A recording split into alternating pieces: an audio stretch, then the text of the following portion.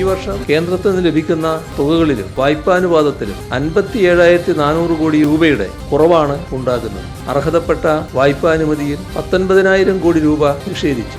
അങ്ങനെ ഒരു സംസ്ഥാനത്തിന്റെ പണം പിടിച്ചു വെക്കാൻ കഴിയില്ലെന്ന് കേന്ദ്രം എന്ന് പറയുന്നത് ധനകാര്യമന്ത്രി ബാഗിൽ നിന്ന് എടുത്ത് കൊടുക്കുന്നതല്ല. We have all come together to register our strong protest against this and to preserve the federal structure of India. കേരളം ഈ സാമ്പത്തികമായിട്ട് കേന്ദ്രം ഞെരുക്കുന്നുവെന്ന കാര്യം ഉന്നയിച്ചുകൊണ്ട് പലതവണ കേന്ദ്ര സർക്കാരിനെ സമീപിച്ചെങ്കിലും കേന്ദ്ര സർക്കാർ നിഷേധാത്മകമായ നിലപാടായിരുന്നു എടുത്തത്. പിന്നാലെയായിരുന്നു നിയമപരമായിട്ട് കേരളം മുമ്പോട്ട് പോയത്. സുപ്രീം കോടതിയെ സമീപിച്ചു. കടമെടുപ്പ് പരിധിയുമായി ബന്ധപ്പെട്ട കേരളത്തിന്റെ നിയമ പോരാട്ടം വിജയം. സംസ്ഥാനത്തിന് 13,600 കോടി രൂപ നൽകാമെന്ന് കേന്ദ്രം സുപ്രീം കോടതി അറിയിച്ചു.